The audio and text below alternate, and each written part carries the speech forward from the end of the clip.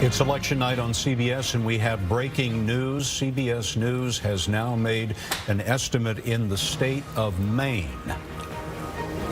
We are projecting that when all the votes are counted, Hillary Clinton will be the winner in the state of Maine with its 4 electoral votes. So that brings Hillary Clinton's total up to 218. Donald Trump 244, but still a very steep hill for Hillary Clinton to climb. Again, we're looking inside those additional states, and really the ones that have animated our conversation in particular involve Pennsylvania, Michigan, and Wisconsin, right? Do they have a similar electorate in those states, John? Yes, well, they do. It's that non-college, blue-collar population. What makes Pennsylvania a little bit different, I mean, Pennsylvania and Michigan, the coalition for Hillary Clinton would have to be African Americans plus those suburban college-educated women. In Michigan, she only won it by 5 points, college-educated women. So that's not a huge amount for her. Whereas in Pennsylvania, she's up by 14 points with college-educated women. So she would have wanted a bigger margin with that group. By the way, giving her Maine, it continues allowing the possibility of the screenwriters' 269 to 269 electoral college tie, since we just called Maine for Hillary Clinton. The Clinton team and watch party was assembled at the Javits Center here in New York, just 2 miles away from where the Trump team was gathered. The Clinton team choosing this place because the Javits Center, which is a convention center in New York City, has a glass ceiling. The Clinton team wanting to make the symbolism there that to place cracks in the glass ceiling. That has not occurred as of 2 o'clock in the morning on the East, and so the Clinton campaign chairman John Podesta has left the hotel, and here he is to address the crowd. Let's listen. Thank you. Well, folks, I know you've been here a long time. And it's been a long night, and it's been a long campaign. But I could say we can wait a little longer, can't we? They're still counting votes, and every vote should count. Several states are too close to call, so we're not going to have anything more to say tonight. So listen to me. Everybody should head home. You should get some sleep. We'll have more to say tomorrow.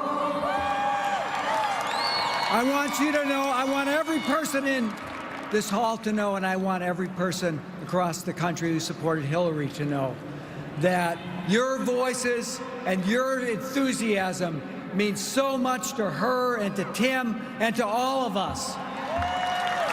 We are so proud of you. And we are so proud of her. She's done an amazing job, and she is not done yet. So thank you for being with her. She has always been with you. I have to say this tonight. Good night. We will be back. We'll have more to say. Let's get those votes counted, and let's bring this home. Thank you so much for all of you have done. You are in all of our hearts. Thank you. The Clinton team had written a victory speech for this party on this night, and we have just witnessed John Podesta telling everyone to go home, that there will be no victory speech or concession speech from Hillary Clinton tonight, and that they're going to wait it out until sometime tomorrow. Not only, Scott, had they had a victory speech planned, but last week it was announced that they had a fireworks display planned, and then that was canceled this week. I think they thought better of, well, maybe that doesn't send. They got hammered for announcing that. And then there was a problem, they said, with the permit, so that was scrapped. But it's so interesting. There was so much time spent on, I didn't see one interview with Donald Trump or one of his if it doesn't go the way he planned, will he graciously concede Every interview with Donald Trump or anybody associated with him asked that question. Well, but I mean, that was the question going into the night. Yes. You know, if it was close, would one of the candidates not concede? I think most people thought that would be Donald Trump. It turns out it's the Clinton campaign. I mean, But you're this not is saying not. she should concede while there's still votes on the table. Yeah, exactly. No, I don't mean that. But I mean the irony of what we're seeing unfold tonight. I mean, you know, Bob, have you ever seen anything like this? Well, I was the one who said yesterday, you know, the way this thing is going, the next thing that'll happen, it'll rain frogs. Well, it's looking like frogs are coming. Well, Ribbit. 2004, John Kerry took a little while to get his to concede. So, I assume what they're doing also is figuring out whether there's a challenge they can make if in fact they're losing and look at it, and they'll have a few hours to make that and look at the votes and say, here's a way that we can challenge it if we want to. Yeah, I don't have access because we're all staring at the numbers, whether there have been a discussion about legal challenges in some of these states. I have not heard one at this particular point, but I think what we are seeing is these razor thin. But how extraordinary to have.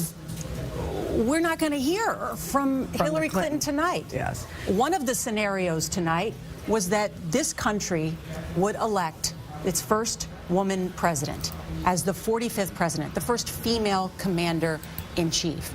We're not going to hear from her. I think the next question is, will we hear from Donald Trump? Well, I'll bet you nobody from the Donald Trump campaign is thinking about going home. And I'll bet there are no charges tonight of a rigged election over at the Trump campaign headquarters. Nancy Cordes is in the rapidly emptying Jacob Javits Center for us tonight. Nancy? Well, Scott, it looks like people are heeding John Podesta's advice and filing out. You can see some people are crying. Some people just look kind of stunned. And I think the Clinton campaign itself is trying to figure out what to do next. Does Hillary Clinton stay here in Manhattan or go home to Chappaqua? If they say something in the morning, what do they say? I was digging a little bit deeper into the numbers in Wisconsin to try to figure out what's going on there. Took a look at the state's most populous county by far, Milwaukee County, and it turns out that the vote totals in that Democratic stronghold are off more than 100,000 voters from 4 years ago. Hillary Clinton won the county by just about as large of a percentage as President Obama did. She beat Donald Trump there by 32%, while President Obama beat Mitt Romney there by 34%, but she was just starved of the votes that she needed in that county to offset Donald Trump's totals in more rural parts of the state. So the question becomes, was it complacency on the part of voters there? Was it disaffection with Hillary Clinton? Was it a second-rate ground game in a state that the campaign thought wasn't going to be competitive, that they thought they had in the bag based on past Democratic performance there? It's probably a little bit of all of the above. They're not ready to throw in the towel yet, clearly. You heard John Podesta basically say, you know, let's find out what happens in the morning. But it's incredibly discouraging for a campaign that, if anything, was known for a superior ground game and had all the money in the world to air ads, to hire staffers in any state that they thought was going to be a challenge. Nancy Cordes there. And John, this has been the central question tonight. Did Hillary Clinton underperform? Did Donald Trump overperform? What about in Wisconsin there? So this is interesting. So what Nancy was talking about is Milwaukee County on the eastern side of Wisconsin, and Hillary Clinton got 236,000 total votes that have been total right now. Barack Obama got about 100,000 more in Milwaukee County. So you could say, one conclusion could be, well, she didn't turn out the vote there. But then in Dane County, another Democratic county, she got about the identical number of votes that Barack Obama did. So did she not turn them out in Milwaukee, or is there some absentee? Is there some votes that are, is that what's the holdup? Because if she was able to do it in Dane, being off by 100,000 in Milwaukee is a little surprising. So that may be one of the reasons that Milwaukee is, and Wisconsin's still waiting to be called, even though Donald Trump has a lead of a little close to 80,000 votes. Let's look at where the race is right now, and after that I want to show you Pennsylvania. But first, let's look at the nation as a whole. This is where the electoral vote stands right now, Hillary Clinton 218, Donald Trump 244. Now, that hasn't changed in a very long time because we are waiting for these states in white. The vote totals are so close in those states that we have been unable to estimate a winner yet. Now, in Pennsylvania, that is the largest state in terms of electoral votes still in play. Pennsylvania has 20 electoral votes. Have a look at this. Donald Trump, 2,886,000. Hillary Clinton, 2,810,000. So, wow. He has a lead, a significant lead, not a decisive lead. We have about 1% of the vote in Pennsylvania that has yet to be counted. And if you look at the third-party candidate, Gary Johnson, 141,000 votes. Had those swung Hillary Clinton's way, she would be winning Pennsylvania, and that would perhaps save her chances to become the 45th president of the United States. But that is not the way it has worked out. Donald Trump now has slender numerical majorities in all 5 of the swing states that are outstanding. He only needs to win, depending on the state, 2 or 3 of these. Hillary Clinton would have to win nearly all of them. And with Donald Trump leading in those states, that seems very unlikely. Are we anywhere close to calling any of these really close ones right now? We may be inching closer to it, Bob. John, do you have any insight on that? I think we have to talk to Anthony. Wisconsin had a record absentee ballots. Milwaukee County would be one where you would have probably a lot of absentee ballots. The fact that the count in Milwaukee is so down from Obama 12 suggests that that would be a good place for exploration with Anthony. Anthony Salvanto, our director of elections, who crunches all these numbers with his team for us over there. But Scott, have any of you ever seen a case like this? I know we've been saying this all night. We've never seen, where one candidate just says, "I'm going home," while the others are still saying, wait, we're going to sit and count. Have you ever seen anything like that? Gore did it. Well, Gore did it, of course, but then and the other candidates stayed. Remember, there was in Ohio, as I recall, in 2004, there were long lines. There were charges that the vote wasn't counted, and there was kind of a discussion about Ohio in 2004, which extended. In fact, I think I was covering the White House. I remember going up to the family residence at like 2 o'clock in the morning. John Kerry didn't give his concession speech in 2004 till Wednesday afternoon. So, so this is not that far in the past that that this happened. Well, I take it we're not going home for a while. Apparently not. I mean, no matter what John Podesta says, we're going to be right here. For a dollar. I've stayed up this late. We can just do CBS this morning, right? I know. I mean, yes, technically, you got the table. Why not? And it's CBS this morning. Yes, we'll be on the air shortly. Major Garrett is at the Trump campaign for us tonight. Major, I assume they're still hanging in there. Oh, yes. Everyone's hanging in here. They're waiting for the moment. And when John Podesta, the chairman of Hillary Clinton's campaign, was shown on the large screens here, there were the lusty boos. You would expect that. But then the chant came. The chant I've heard 100 times if I've heard it once. Lock her up. Lock her up. There is, I think we should point out, if there isn't a concession from Hillary Clinton tonight, and clearly there will not be, and if it drags on into the morning, there will be friction between these two campaigns as a result of Hillary Clinton's decision not to appear, number one, and number two, not to concede. Now, what is Donald Trump going to do with tonight's results? They're waiting for Pennsylvania, Wisconsin, and Michigan to be called and called definitively. They feel very good about all 3 states. I just received a text from former Governor Corbett of Pennsylvania, who said he is certain, based looking at all the results, 99.24% of the vote in, that Trump is going to win Pennsylvania. But the Trump campaign is waiting for those definitive calls.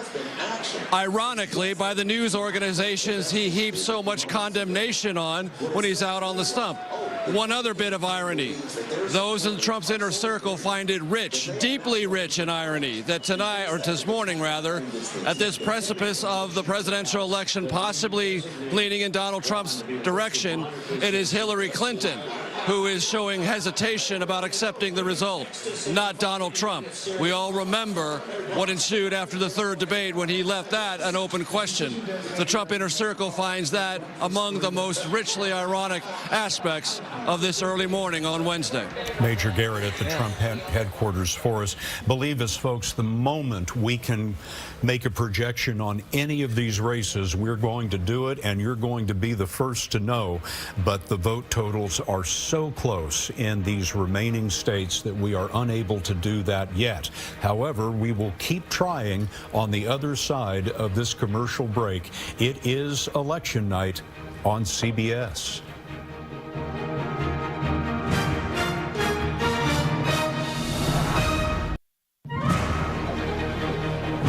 We're back talking about the extraordinary thing that's happening in this country, the closeness of the race for president. Joining me, Michael Gerson of the Washington Post, Ruth Marcus of the Washington Post, and Frank Luntz, who is a strategist. Let's talk about the Democrats. And let's talk about 2004, when you were working for George Bush, 43, and John Kerry, and there was a question. A question about Ohio. He did not make a concession that night. We debated, should we give a victory speech? Even though he hadn't conceded. And he didn't concede until a couple days later. Which I'm sure the Trump people are debating right now. President Bush decided, no, let's wait.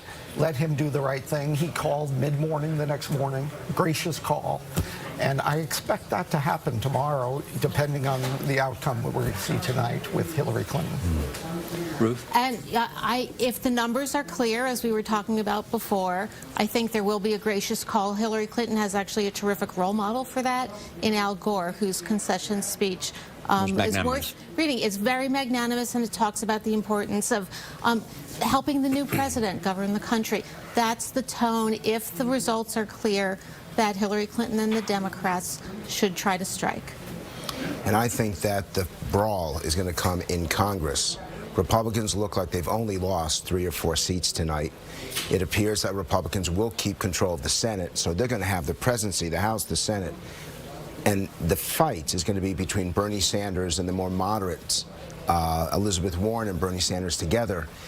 And on the House side, it's going to be the same kind of tough brawl. But since the Republicans, if in fact Trump wins, and if in fact the Senate is as you suggest, and the House clearly looks like it'll be that way, what can the Democrats do?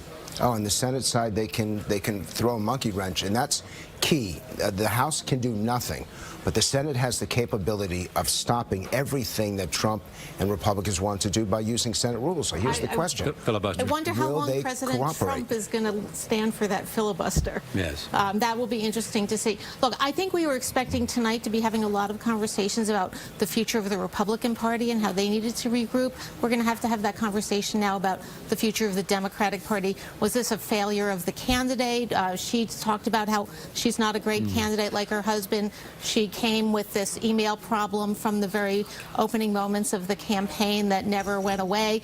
Or is there a broader failure of the party to be able to speak to the kind of working class voters that Trump seemed to really energize? It is a grand irony that we talked a lot about whether Trump would accept the results. Right. Now the question is not that. Right.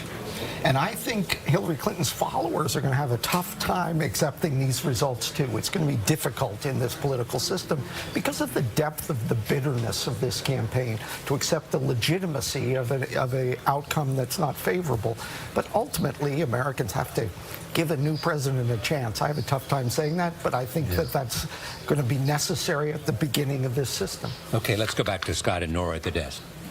We have just learned that Donald Trump has arrived at his campaign watch party here in New York. Certainly premature to be making a victory speech because he hasn't won.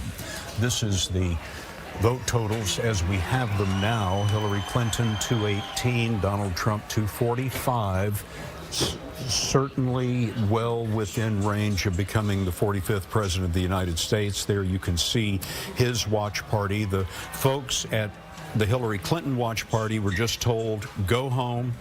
Nothing's going to happen tonight. We'll revisit this in the morning. Clearly, the Trump campaign is not following the same advice.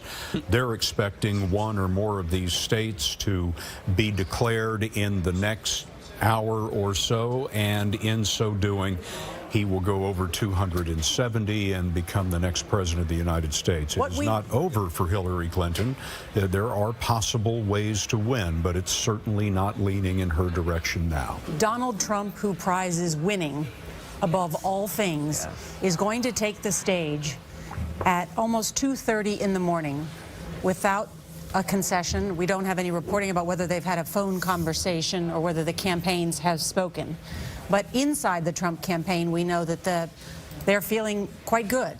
Well, they have plenty of reason to feel good. Yeah. You know, Pennsylvania, Wisconsin, and Michigan, all the numbers are going in his direction. Minnesota looks like it's going towards Hillary Clinton, but New Hampshire is separated at the moment by a little over 1,000 votes.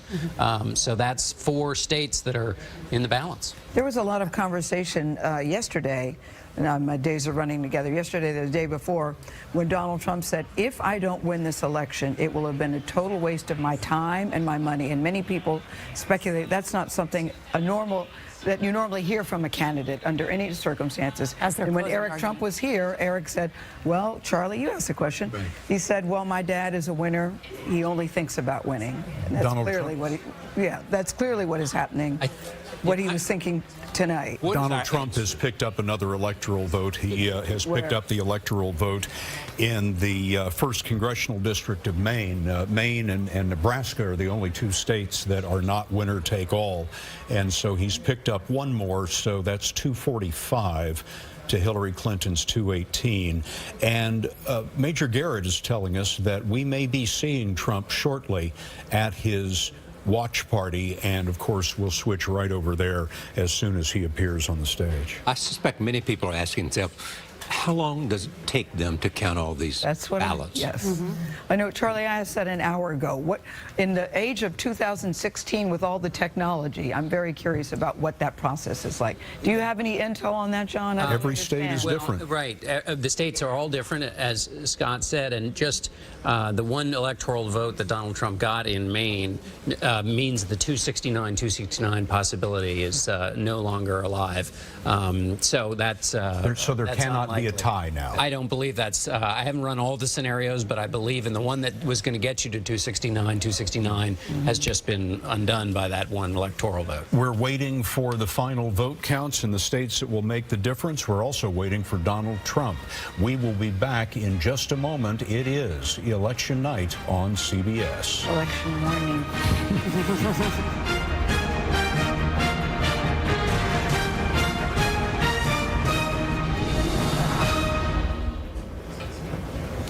And we're back. Gayle King advises me we should be calling this election morning on CBS, and of course she's quite right about that. No, I say election morning. I can't even speak. Yes, 2:30 in the morning in the East, and Hillary Clinton's supporters here in New York City at her watch party have all been told to go home. Donald Trump's, on the other hand, are all at his watch party, and we understand that Donald Trump is going to have something to say to them very shortly. But of course, you never know with Donald Trump, but it probably is not a victory speech because he does not quite yet have victory.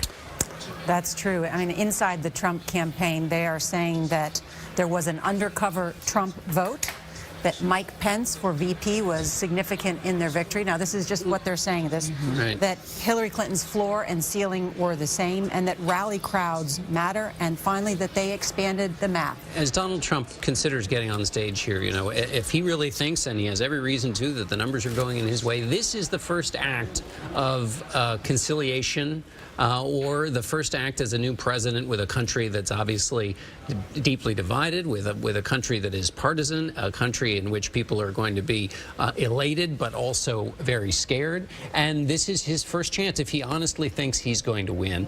How he handles this next moment, even if he doesn't declare victory, is the first test of how or if he's going to kind of try to repair the breach that's obviously there, even despite his historic achievement. To that point, is he going to say in this speech that he wants to make America great again? Or does he want to talk about making America whole again? Right. Or does he want to say, lock her up?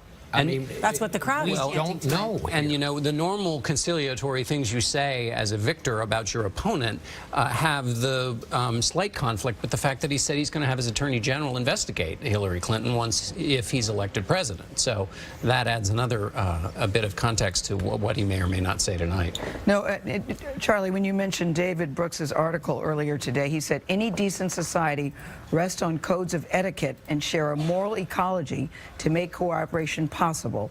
It'll be very interesting to see what happens when Donald Trump I think part takes of the reason he may be coming over is that he has always felt a very strong commitment to his supporters. And this may be a sense to go over and say, she's gone home and they're not going to concede. I just want to come over here and thank you guys. That's right. I mean, and each of them had to say something. It is 2:30 in the morning. You have to go over and say something, which is come back tomorrow, or we think we're doing well, and Donald Trump has decided he wants to deliver that message himself. You know, since he's on the road, he could come by here, pay us a little visit. It's very close. I mean, he's up. Just at 53rd and 6th. Knows the way. He's been here before. And if you're watching our election coverage, Mr. Trump, please consider that to be an invitation. Proud to have you at any point. Yes, we have room. Here's a big quick table. social media check for you. On Twitter right now, the term President Trump has 1.46 million tweets right now. Already. So at this late hour or early hour, depending on when you got up or when you went to sleep, that's what we're seeing right now. Also a tweet from Kellyanne Conway responding to a tweet from a reporter, which reads, stunned that Hillary Clinton did not concede. If real Donald Trump pulled that, people would go bananas. And Kellyanne Conway responds, this is the truest tweet ever. So. Well, no need to concede yet, because this race isn't quite over. We will have more for you in just a minute as CBS News coverage continues.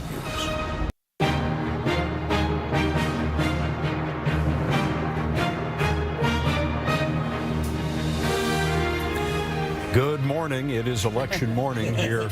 Good morning. On CBS, and we are still waiting for a few states to come in. Donald Trump is leading by small margins in these states. If he wins 2 or 3 of them now, he will be the 45th president of the United States. Let's have a look at Wisconsin. This is one of the states that we are projecting is leaning Donald Trump's way, but we're unable to project him as the winner because the vote totals just aren't there yet. There he is, 1,385,000 votes. Hillary Clinton, 1,309,000 votes. And it is the same story in Pennsylvania, Michigan, Arizona, New Hampshire, very close vote totals. Let's have a look at Pennsylvania. There is Donald Trump with 2.9 million, Hillary Clinton with a little over 2.8 million. 97% of the votes counted in Pennsylvania, just a few outstanding, still a little bit too close to call. Pennsylvania is the largest state outstanding at this point, and if Pennsylvania goes Donald Trump's way, which it appears to be heading that way, it is all but over for Hillary Clinton tonight. Michigan as well. You see the numbers for Michigan. It is, and yet our decision desk still has Pennsylvania and Michigan as toss-ups at this hour, as well as New Hampshire. Wisconsin is leaning Republican, and Arizona is leaning Republican, but Michigan, New Hampshire, Pennsylvania, still toss-ups, according to the CBS News decision desk, which we're showing right now, is they are all looking very closely at those numbers. Yeah, the jackets have come off because it's like it's hot in here already all of a sudden. But, you know, I feel like someone needs to find Alanis Morissette's song, Isn't It Ironic? Because we started off the beginning of the evening, you know, all those hours ago, saying people are anxious, at least the wait will be over. By the end of the night, we will know something. And now as we sit here at 2:32 Eastern Time, we still don't really know. Yeah.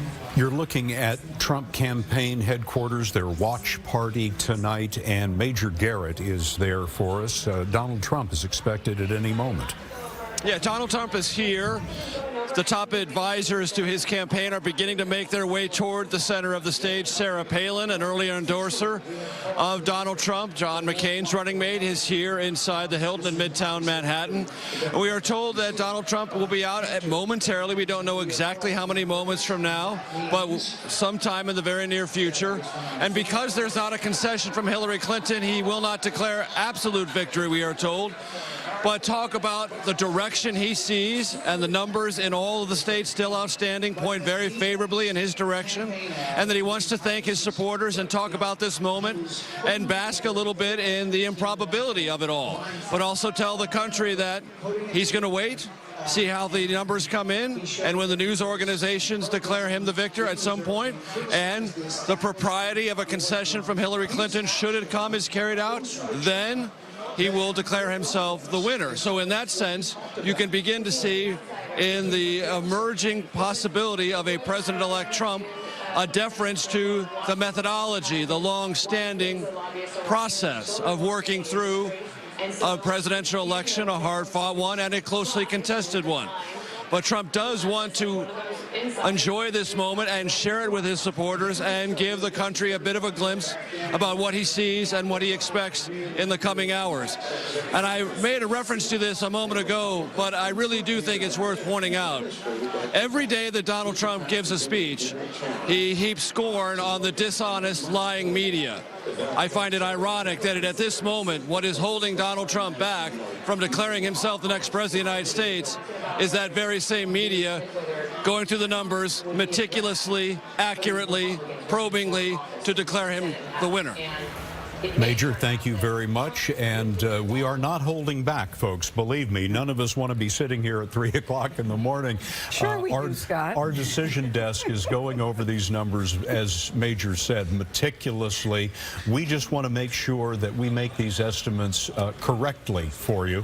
And so we are still counting the last votes in some of these states that are so close. You know, what a difference 6 or 8 hours makes. The Hillary Clinton watch party early this evening filled up with high spirits. They were expecting to win. They thought it was going to be a walk, perhaps.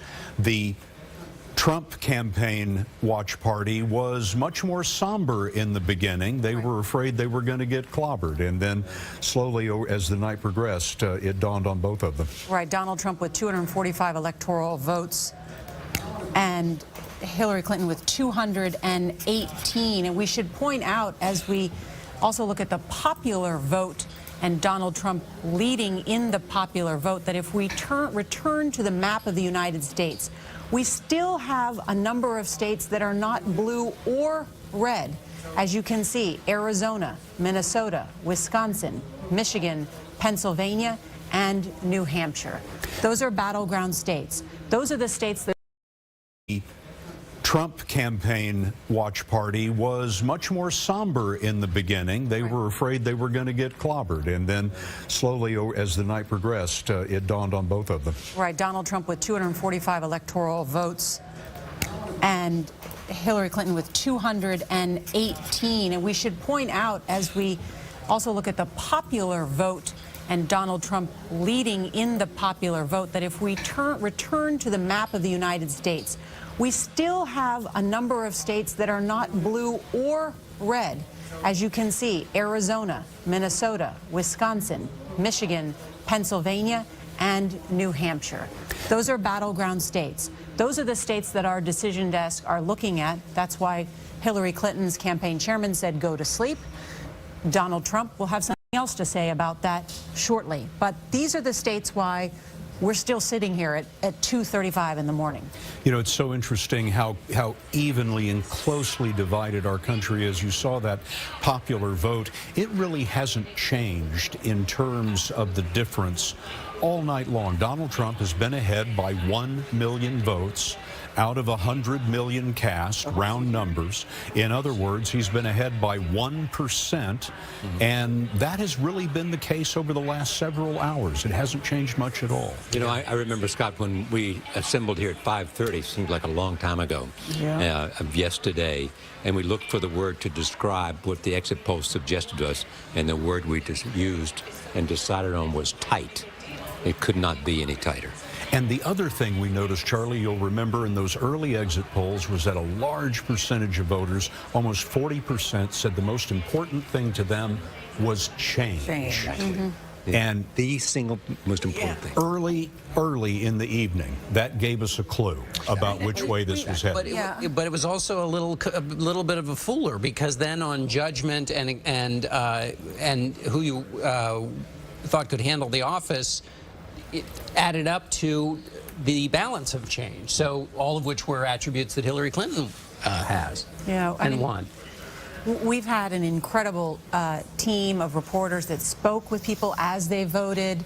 We polled those who voted early, so we have a sense of the mood of the electorate. That has been these exit polls. And if you look at sort of what happened with Clinton tonight, she underperformed Obama 4 years ago amongst a number of groups. 18 to 29-year-olds, she got about 54% of the vote. Obama got 60% of the vote. And it goes on. Even among black voters, she got 88% of the black vote. Obama got 93%. So, Nora, where she underperformed, when she underperformed, did he overperform? Did all those people go to him? Is that what happened here? Yes, and it also, the case may be, too, that the third-party candidate took part of... You could see where the third-party candidate would make a difference in some of these battleground states. But his turnout in Republican counties was very high. That's right, and she may have turned out in some places, but just not enough. I mean, Florida is again another good is the best example. He turned out high, and then she turned out. I mean, she turned out, and then he turned out even higher. She just never seemed to generate excitement. I think that is the thing we really haven't talked about here. But from the start of her campaign, it did not seem spontaneous. It did not seem, it seemed almost rehearsed, everything that she did. And I mean, the fact is, in the beginning, anyway, she was just simply not a very good candidate. I mean, she just didn't seem to stir up a lot of excitement, especially among young people. They were going for Bernie Sanders. They were getting excited about Bernie Sanders. Young women were going for Young women. Sanders. You never really saw that in the Clinton campaign. I had a chance to talk to millennials for about 2 hours, a group of 30 of them recently, and one of the things that a Gary Johnson supporter said about Hillary Clinton is that people don't talk about the fact that she's part of the 1%. And for him, that was a big issue because he felt as though both candidates, major party candidates, could not identify with his own economic struggles. And that was something that was a deciding factor for him. No, this evening is not turning out the way most people thought it would, other than unless you're a member of the Trump campaign. And I have to think that even they, John, have to be a little surprised by that it's come down to this close of a margin. Well, I do know the conversations I mean, they've always been very bullish. In the they were always confident. And they were always saying, you know, look at the rallies and look at we have a different way of trying to tap into the country, the real country, not the country as political operators in Washington see it. And I must say the political operators in Washington, in the Republican establishment, thought that Donald Trump was not going to win. So he knew something that they didn't. These are live pictures of the Trump Watch Party. Donald Trump is there, we are told, and we understand that he will be taking the stage at any moment, and we will switch to him immediately when that happens. But we will first go to Major Garrett, who is there at campaign headquarters. Major? Is it a Democratic source? Well, there's a roar of approval here. You can hear behind me. We have been told, I believe, I can confirm that Hillary Clinton has called Donald Trump to concede. We expect Donald Trump to come out here any moment and announce that to his throng of supporters in the Hilton Hotel in Midtown Manhattan. And that this moment, long sought by Donald Trump, long disbelieved by some in the Republican Party, everyone in the Democratic Party, and a good number of the American people still unsure about Donald Trump, apparently has come. Trump, if in fact Hillary Clinton has, as we are led to believe, called to concede, will tell his supporters that, tell the country that, and begin the process of moving himself from Republican nominee to President-elect of the United States. And the atmosphere, as you can imagine here, is elated, enthusiastic beyond belief, and a roar just went up right before I went on air, Scott and Nora, ear-splitting of the kind I've been hearing on the campaign trail when Donald Trump appeared to rallies with thousands and thousands of supporters, hoping this moment might come. In fact, it appears it has. Now, we want to emphasize, Major, of course, that though word there is that Hillary Clinton has called Donald Trump to concede, we do not have confirmation of that from the Clinton campaign. And of course, the way the vote totals are right now, Donald Trump has not quite won the presidency tonight. He's at 245 electoral votes. He needs 270. These states that are remaining certainly are leaning his way. There's no question about that. But we were told earlier that Hillary Clinton's people were going to take the rest of this morning and wait until tomorrow morning to have any more to say about all of this. We are waiting for Donald Trump to come out onto the stage, and the moment he does, we'll be sure to go to him. And I sure would like to know when she... And Arizona, we are now calling for Donald Trump. There you go. CBS News estimates that when all the votes are counted, Donald Trump will be the winner in Arizona. That's that 11, will give him 2 more electoral votes. So that now brings our vote totals to Hillary Clinton 218, Donald Trump 256. He only needs to get to 270. And there are a few more states like Pennsylvania, Wisconsin, and Michigan that are still outstanding. But Donald Trump is leading in those states. So it may just be a matter of time, maybe just a few more minutes now before this is all done. So all he needs is 14, right? To get to 270. That's right, Bob. That's all he needs is 14. Pennsylvania alone would do that for him. Michigan alone would do that for him. And here comes Donald Trump. Sounds like they just introduced Mike Pence. And his wife, Karen. There's Mike Pence. Mike Pence and his family.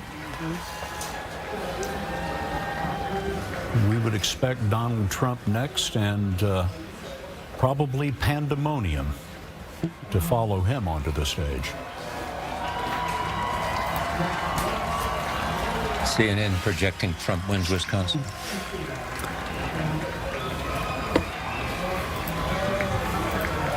They need to be down to 4.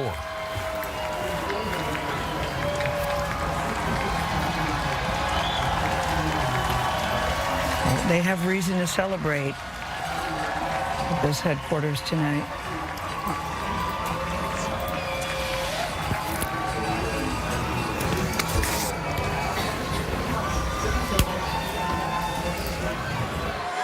Come both this side. Come both sides.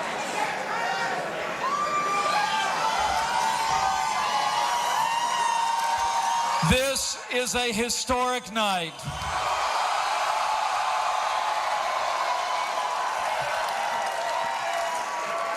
The American people have spoken, and the American people have elected their new champion.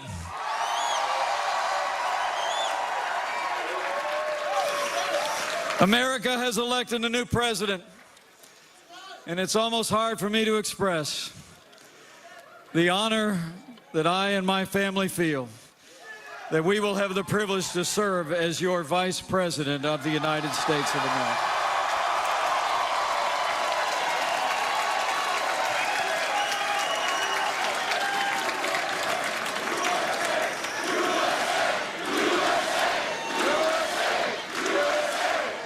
I come to this moment deeply humbled, grateful to God for his amazing grace. Grateful to my family, my wonderful wife, Karen,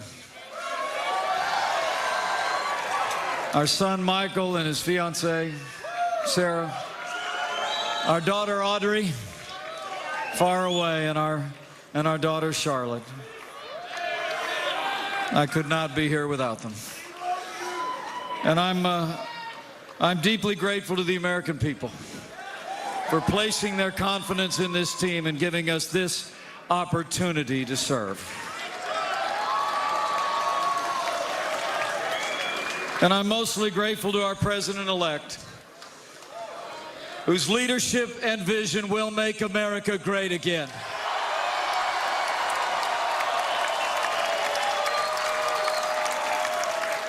So let me say, it is my high honor and distinct privilege to introduce to you the President-elect of the United States of America, Donald Trump.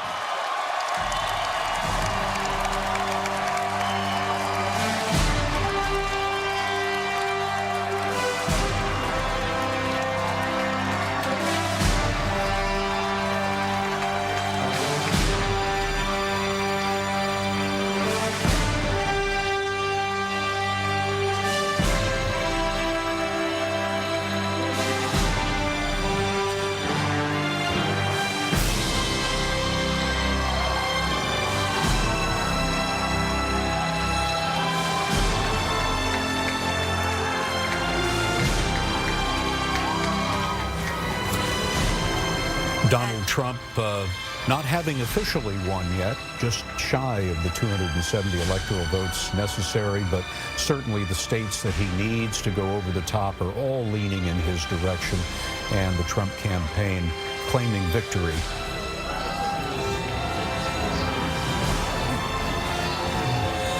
CBS News has just projected the state of Wisconsin will also go Trump's way. No big surprise there. That brings him to 266, 4 short of what he needs to win the election. But certainly, as we said before, many of these outstanding states are leaning his way. There doesn't seem to be any mystery in this anymore as Donald Trump takes the stage in front of his fans and all of his campaign workers there at his watch party in Manhattan.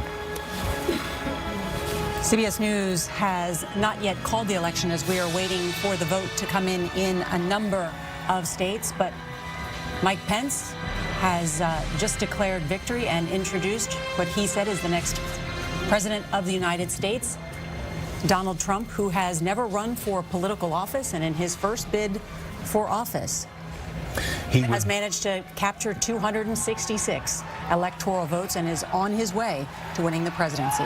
He became a Republican in 2012. And here is Donald Trump. Yes. Thank you. Thank you very much, everybody. Sorry to keep you waiting. Complicated business. Complicated. Thank you very much.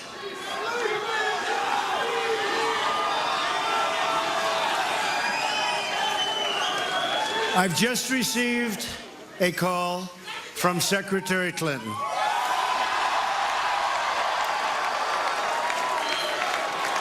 She congratulated us, it's about us, on our victory. And I congratulated her and her family on a very, very hard-fought campaign. I mean, she fought very hard.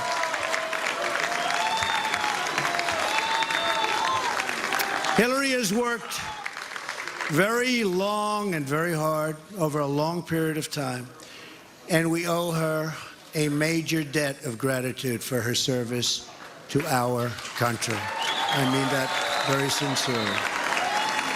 Now it's time for America to bind the wounds of division. We have to get together. To all Republicans and Democrats and independents across this nation, I say it is time for us to come together as one united people. It's time. I pledge to every citizen of our land that I will be president for all Americans, and this is so important to me.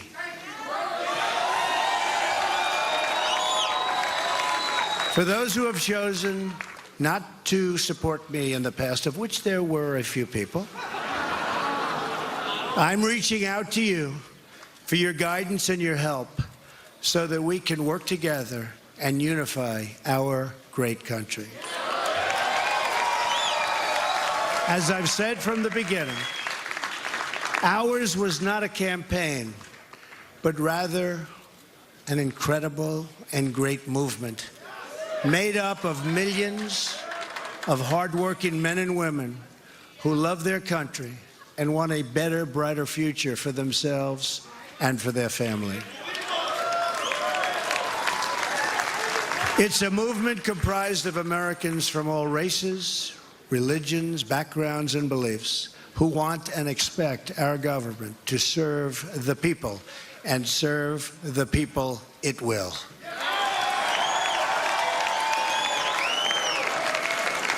Working together, we will begin the urgent task of rebuilding our nation and renewing the American dream.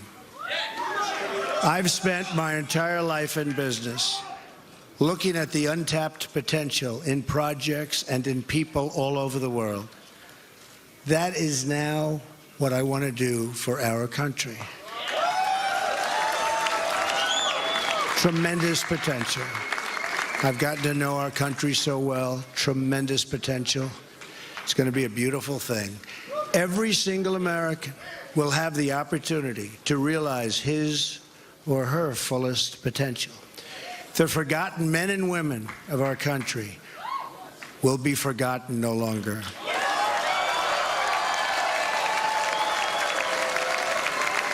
We are going to fix our inner cities and rebuild our highways, bridges, tunnels, airports, schools, hospitals. We're going to rebuild our infrastructure, which will become, by the way, second to none. And we will put millions of our people to work as we rebuild it. We will also finally take care of our great veterans. We've been so loyal, and I've gotten to know so many over this 18-month journey. The time I've spent with them during this campaign has been among my greatest honors. Our veterans are incredible people. We will embark upon a project of national growth and renewal. I will harness the creative talents of our people, and we will call upon the best and brightest to leverage their tremendous talent for the benefit of all. It's going to happen. We have a great economic plan. We will double our growth and have the strongest economy anywhere in the world.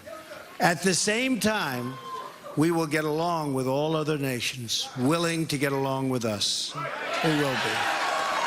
We'll have great relationships. We expect to have great, great relationships. No dream is too big, no challenge is too great. Nothing we want for our future is beyond our reach. America will no longer settle for anything less than the best. We must reclaim our country's destiny and dream big and bold and daring. We have to do that. We're going to dream of things for our country, and beautiful things and successful things once again. I want to tell the world community that while we will always put America's interests first, we will deal fairly with everyone, all people and all other nations. We will seek common ground, not hostility, partnership, not conflict.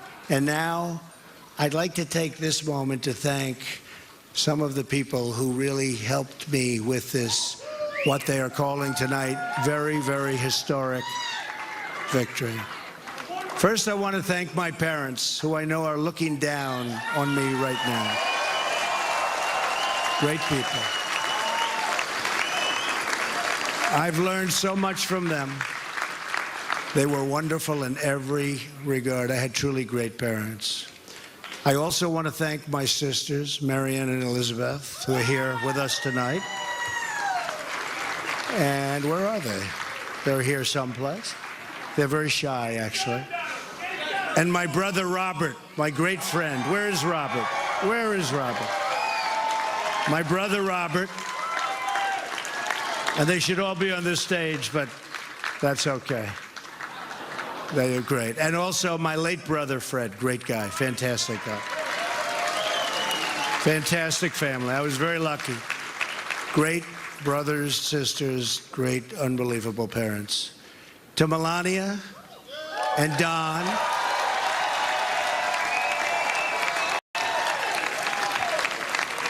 And Ivanka. And Eric. And Tiffany. And Barron.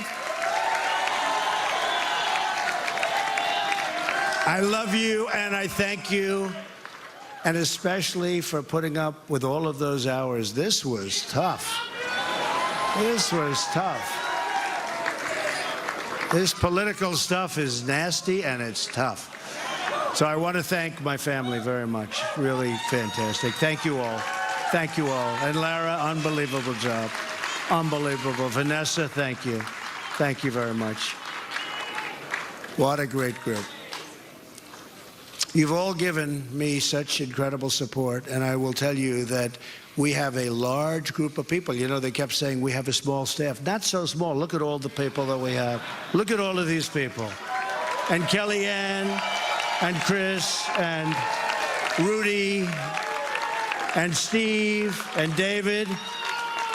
We have got tremendously talented people up here, and I want to tell you, it's been very, very special. I want to give a very special thanks to our former mayor, Rudy Giuliani. Unbelievable. Unbelievable. He traveled with us and he went through meetings. And see that Rudy never changes. Where's Rudy? Where is he? Rudy. Governor Chris Christie, folks, was unbelievable.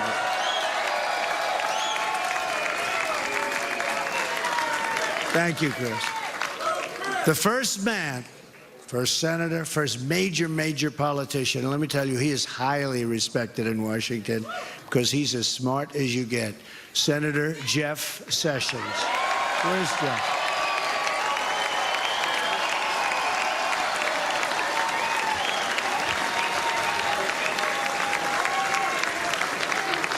Great man. Another great man, very tough competitor. He was not easy. He was not easy. Who is that? Is that the mayor that showed up? Is that Rudy? Oh, Rudy got up here.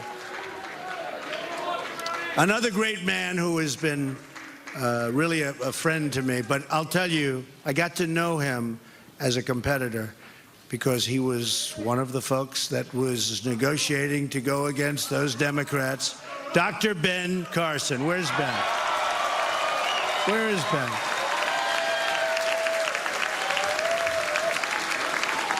And by the way, Mike Huckabee is here someplace, and he is fantastic. Mike and his family, Sarah, thank you very much. General Mike Flynn. Where is Mike? And General Kellogg. We have over 200 generals and admirals that have endorsed our campaign, and they're special people, and it's really an honor. We have 22 Congressional Medal of Honor recipients. We have just tremendous people. A very special person who believed me, and you know, I'd read reports that I wasn't getting along with him. I never had a bad second with him. He's an unbelievable star. He is, that's right, how did you possibly guess? So let me tell you about Reince. And I've said this. I said, Reince, and I know it. Look at all those people over there. I know it. Reince is a superstar. But I said, they can't call you a superstar, Reince, unless we win. because you can't be called a superstar like Secretariat. If Secretariat came in second, Secretariat would not have that big, beautiful bronze bust at the track at Belmont. But I'll tell you, Reince is really a star.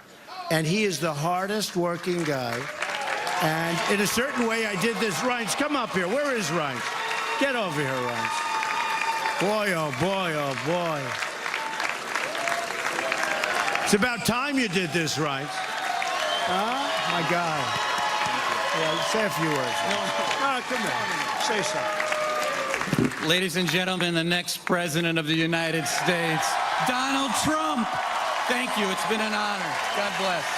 Thank God. You bet. Amazing guy. Our partnership with the RNC was so important to the success and what we've done. So I also have to say I've gotten to know some incredible people, the Secret Service people.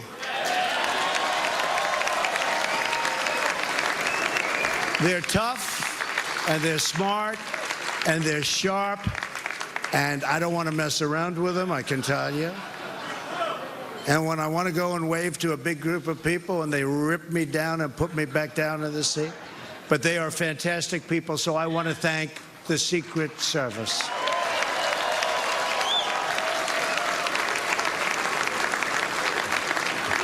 And law enforcement in New York City, they're here tonight. These are spectacular people, sometimes underappreciated, unfortunately, but we appreciate them. We know what they go through. So it's been what they call a historic event. But to be really historic, we have to do a great job. And I promise you that I will not let you down. We will do a great job. We will do a great job. I look very much forward to being your president. And hopefully at the end of 2 years or 3 years or 4 years or maybe even 8 years, you will say, so many of you work so hard for us, but you will say that that was something that you really were very proud to do, and I can thank you very much. And I can only say that while the campaign is over, our work on this movement is now really just beginning. We're going to get to work immediately for the American people. And we're going to be doing a job that hopefully you'll be so proud of your president. You'll be so proud. Again, it's my honor. It was an amazing evening. It's been an amazing 2-year period. And I love this country. Thank you. Thank you very much. Thank you. Thank you to Mike Pence. Thank you, everybody. Thank you, Congratulations. And that was Donald Trump, the 45th president of the United States, giving a conciliatory speech tonight, thanking his supporters, thanking his family, talking about the need to bind the wounds of division in this country, and saying our work is really just now beginning. And thanking Hillary Clinton, saying that, Nora, in a way that we haven't heard before, that we owe her a debt of gratitude, and the time to heal has come, that he wants to be the uniter of all people. And he made a point of saying, I am the president of all people. It was a very un-Trump-like speech from what we have heard throughout this campaign. Well, we were asking whether he could be conciliatory and could he be magnanimous in defeat. And we found out that he could be magnanimous in victory. So many times he would say, I can be politically correct, so absolutely politically correct when the moment calls for it. The moment called for a speech like that, and he gave it. Bob, talk about now the challenges for someone as they transition from being a candidate to trying to govern and becoming and filling that office, the awesomeness of that office and the responsibilities that go with it. I think we're kind of in uncharted territory now. I mean, we really don't know. This is a totally new and different group. than we have seen arrive in Washington before. And I don't think we can predict where this goes from here. I mean, it's different. This was a different campaign, and what happens now is different as well. I think it's encouraging, though, to hear him say that he wants to reach out to all Americans, that the campaign is over, but the work is just beginning, and that he wants to do a good job for everybody. We haven't heard him speak that way before. The first challenge. He said he wanted partnership, not conflict, which was also something that we hadn't heard before. Donald Trump is the first person to become president of the United States without having held previous elected office since Dwight Eisenhower, and he did it without the advantage of having won World War II. Here's the immediate challenge for him. The rhetoric was basically about as good as we've heard from him and as you could deliver. He's going to have a Supreme Court seat to fill right away. Hillary Clinton probably would not have, talking to Republicans in the Senate. Merrick Garland, probably they would have voted him through. So he has a Supreme Court, and Supreme Court fights get pretty nasty pretty fast. There's that, plus the dismantling of Obamacare, the building of the wall. So his policy agenda right away is one that is going to require some massaging. So that'll be interesting where he puts his marker as he starts to talk about. But we don't have a divided government. We have a Republican Senate and a Republican Congress. But there's a filibuster in the Senate. If they filibuster his Supreme Court nominee, which will return the court to being a conservative majority, then you're going to have a fight in Washington. And you don't know, the other part is this is going to be, I don't care what you say, this is going to be greeted with surprise around the world. Maybe Russia's pleased with it, as we were hearing from our reporter in Moscow earlier this evening. I don't know how the rest of the world is going to react to this, except with surprise. They're going to find it hard to believe, I think. They'll probably react depending on how he maintains the sense that he did in this speech, or in terms of the people that he chooses, selects him to be in his cabinet. That will be an indication of what kind of government he wants to have. Major Garrett is at the Trump campaign headquarters. Major? Well, a couple of things, Scott, and everyone else on the panel. Talking about governing, my sources within the Trump transition team tell me that as of last Thursday, all of the work set before that transition team had been completed, meaning they'd put together all the policy binders, had put together all the binders on passable cabinet and sub-cabinet nominations and appointees, had put together all the bindings on other political appointees that a future Trump presidency, should it occur, might have to have ready for the work to begin. So that work by the transition team has been completed and is ready for Donald Trump, now President-elect of the United States. So when Donald Trump told the country tonight he's going to get to work, he has plenty of binders and plenty of staffers on that transition team who have done the work for him to begin that process. A couple of other observations. Donald Trump has said from the very beginning of this campaign that he saw something in America in terms of untapped potential, in terms of people who wanted to be a part of a rejuvenated American dream, but felt that was no longer open to them. And he tried to speak to those people before he spoke to anyone else, and in a way that they fundamentally understood without any filtering from any other source. And even when controversies would arise and Trump's poll numbers would dip, or there would be some defections from the Republican Party over something that Trump said, those people who heard Trump first never left his side. And Trump was speaking to them tonight when he talked about a country to be proud in, a country that's going to aim for the best and never accept anything less than the best. Those words always resonated with his supporters. One last historical analogy that I've never forgotten since Newt Gingrich, a longtime Trump supporter, put before me several months ago. He said, to understand Donald Trump, you have to understand three American figures. Andrew Jackson, a populist president who toppled the existing order in Washington. Teddy Roosevelt, a Republican president who challenged the existing Republican approach to business and was a person of strength and projected strength. And P.T. Barnum, someone who relentlessly marketed himself for the benefit of his business and his image of himself. Newt Gingrich told me Donald Trump is a combination of all three of those figures, and his upside potential is enormous, and his downside risk is also rather sizable. And even in the last days of the campaign, Gingrich fretted openly if Trump, the downside, would undercut the potential upside. It did not. The upside now lays before the country, lays before Trump and his transition team. Guys, back to you.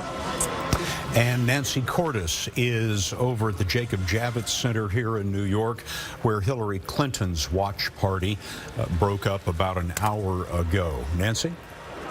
Well, Scott, the lights are now out here, and they've already brought out the heavy equipment to start tearing this whole set apart. And what's so fascinating is that for all of the talk over the past many weeks about the possibility of Donald Trump not accepting the outcome of this election, in the end, it was Hillary Clinton and her campaign chair, John Podesta, speaking for her, who came out here just after 2 a.m. Eastern time and told everyone to go home because things were still up in the air. And yet, a short time later, we can now confirm Hillary Clinton did call Donald Trump to concede. So at the end of the day, she is the one who has not delivered a concession speech, at least on election night. I'm told that there are a number of Clinton campaign officials still at Brooklyn headquarters, crunching the numbers, trying to figure out what went wrong, trying to figure out if there are any voting irregularities that they should examine or call attention to.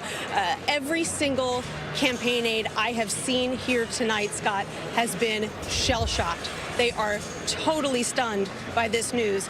They weren't just confident at the beginning of the night that she was going to win. They were sure of it. There was no other possible outcome in their mind, not because they were cocky or being fanciful, but because all of the data that they were looking at was telling them that she was going to win. And that may be part of the reason that you never saw her here tonight, which is just like her campaign aides, it was very difficult for Hillary Clinton to accept the news as well. Nancy Cordes, thank you. And an interesting point that she makes there about as much data, polling, money, consultants, the whole Obama analytics team could not fend off what has been an incredible uprising for change in this country and for the unique person that Donald Trump is. You know, it'll be fascinating when he starts to govern, because a lot of times when people would say, well, you know, you're supposed to do it this way and you're not doing it that way, you're doing it this other way, and that would create a certain sense of chaos, but he thrived in chaos. In fact, when things were too calm, he sometimes would create chaos to turn the conversation on his turf. What does that look like when you govern? It may be the route to new success in a number of parts of Washington that have been clotted, but it's going to be an exciting ride. And there are going to be a lot of people who need to join in the team who may not know how to work or need to learn how to work in an environment where you've got a leader who leads in that way. And that'll be, we've never seen a chief executive who has led like that, in part because the office constrains you. You can't do it. But on the other hand, we thought there was a lot in politics that constrained him, and nothing did. But, you know, guys, he has said all along from the very beginning that this was not a campaign, this was a movement, and he made reference to that again tonight. This is a movement, he says, of hardworking people who love their country. And at least from the numbers we're looking at right now, close to 58 million people agreed with him that this is a movement. But it was also a reaction to a Washington that has ceased to work. The purpose of government is to improve the lives of citizens. Our government has been just gridlocked. It's been unable to do anything. I said earlier today, you know, it took them 8 months to approve funds to find a vaccine for the Zika virus. Right. This is a reaction to what didn't happen as much as it was a victory for Donald Trump and his people tonight. And Charlie Rose has the insights of our political panel. Charlie? Scott, thank you. You know, you can say that everybody who achieved the presidency, somehow it changes them. They can't imagine what it's really like to be there and to feel the burden of the office. And his first official act to accept the concession from Secretary Clinton, Donald Trump did it with some grace and respect for his opponent. Chris Christie told me on Sunday during an interview that he'd been working hard on the transition and that they had reams of books and had thought deeply about what they would do if the opportunity to govern came. I turn next to Peggy Noonan. Your thoughts? I think his victory speech, which many people, including perhaps he, did not know he would be making tonight, was one that was worthy to the moment. It showed us a Trump who was graver than usual, who was more serious than usual. He said things like, "No dream is too big, no challenge is too great." He reached out. I think he was trying very hard. I think he was being sensitive to those he understood he had to reassure, the one half of the United States of America that did not vote for him. So I thought it was equal to the moment, and I was glad to see its tone and hear its ring. Michelle. I agree. He's spoken in an octave that we have not heard thus far in the campaign, and with a cadence that we hadn't heard. This was perhaps his first demonstration of something as a leader that we hadn't seen before. He didn't throw an elbow, but he also talked about rebuilding, and it'll be interesting to know what that means. Is he just talking about infrastructure? Is he just talking about building the economy? Or is he also talking about unspooling the legacy of Barack Obama? Barack Obama's presidency has been consequential, and for some people, they view it as something that has been quite successful. And will he start taking apart key provisions of the Obama legacy? And so it sounded quite graceful, but was he also sending a signal that change is coming? Right. Big change is coming. Charlie, what I keep coming back to and thinking about Trump's victory and the implications and what we'll see going forward is that his coalition didn't just include working-class whites and college-educated whites. On an activist level, it included men like Stephen Bannon, included people who would identify themselves as white nationalists, included parts of American life that have been suppressed for a very long time. And so looking forward, I think I'm a little less interested in sort of the mechanics of a Trump government and more interested in what does it mean that a candidate who in a lot of ways ran with a nod and a wink towards those people is now the president of the United States. What does that mean for African Americans? What does that mean for Muslim Americans? What does that mean for the groups of people that Trump has targeted in his campaign? I think that is the question that should be driving a lot of us going forward, because I do not think that we should take lightly those facts. The question will be, will he govern differently than the way he campaigned? Often governing is someone, I think it was Governor Cuomo said, governing is prose and campaigning is poetry. We will now see what the prose is like. I think one of the things that Jamal said, though, is so important. In that governing is one thing, but also the messages that you send. We have this odd moment in America where we're passing the baton from the nation's first black president to a candidate who was endorsed by the KKK and did not denounce that. Exactly. And so, as president, you send a message to the electorate about these key issues. And governance is one thing, but how people live and react on the ground is something very different. It's about deed, not action. I mean, it's about action, not words, in the end. Yes, of course. But let me sum up for me. I do indeed. I think we have witnessed tonight something epical and grave. I think it is the beginning of a new era whose shape and form and content are not known to us and are not clear, whose personnel and exact direction are unknown. But I think something huge and incalculable has occurred this evening, and I just wanted my last words to be, God bless our beloved country. It was a historic night, and we all look forward to understanding how it goes from here. Back to Scott and Nora at the desk. Brilliant conversation there, Charlie, and some really interesting points to amplify here. What is Barack Obama going to say? He has called Donald Trump unfit. He's called him dangerous. And what will this mean for Obama's legacy? It means it's in jeopardy. On January 20th, President Obama is going to be standing next to Donald Trump at the Capitol watching him being sworn in. Well, I mean, one of the first things that Donald Trump has said he's going to do is roll back Obamacare, which was the president's main legacy. And what other things are going to happen here that... As you know, and he's going to have to work with Congress, and there's some prioritization here that is going to have to take place. We're looking closer into the numbers about how Trump pulled off this historic victory tonight. Anthony Mason has those details. Anthony? Nora, we're going to look at the three pillars of Trump's victory. The first was male voters, men. He won them 53 to 41%. He also won whites without a college degree by more than a 2-to-1 margin, 67 to 28%.